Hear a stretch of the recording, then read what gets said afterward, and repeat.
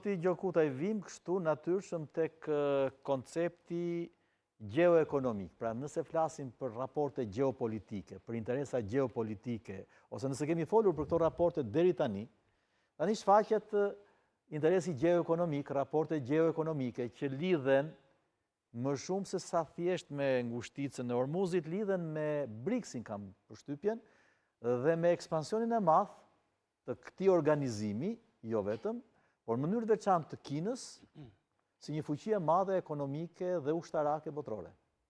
Besoj që tashmë u tha që Kina vërtet është ajo çfarë është kundërshtari përballë, por pavarësisht se është Kina, në fakt është një grup i tërë shtetesh që tashmë të bërë së bashku zotrojnë 37% e ekonomisë botërore, dhe kjo është diçka më shumë se sa ajo çfarë përfaqëson Amerika, madje edhe bashkë me Europën në një farë mënyre.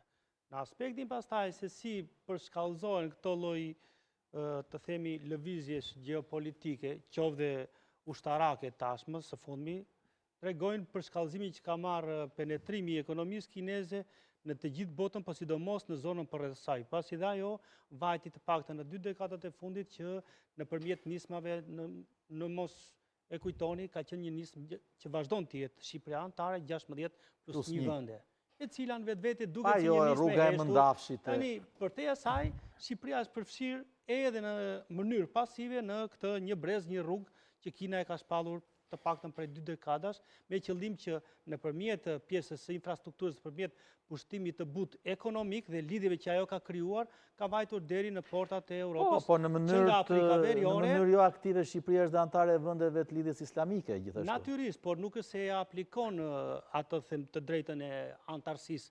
Tashmë edhe te kjo pjesë ndikuar nga aleanca strategjike që ka, natyrisht që Kina nuk është në fokusin e një partneri të besuar të Shqipërisë, edhe pse përbën importuesi më të madh, por për bizneset shqiptare tash.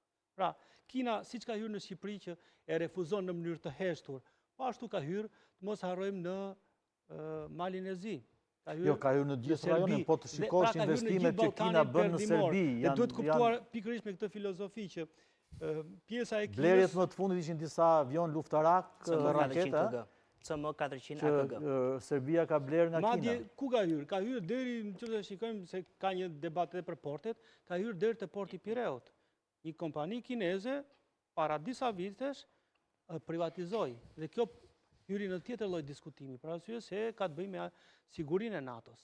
Pra, të themi kështu në mënyrë përmbledhur, e gjithë kjo pjesë ekonomike natyrisht që lidhet edhe me këto lloj ndërhyrjesh ushtarake që nuk ka të bëjë thjesht dhe vetëm me naftën, por ka të bëjë me gjithë qarkullimin e madrave që shoqërojnë.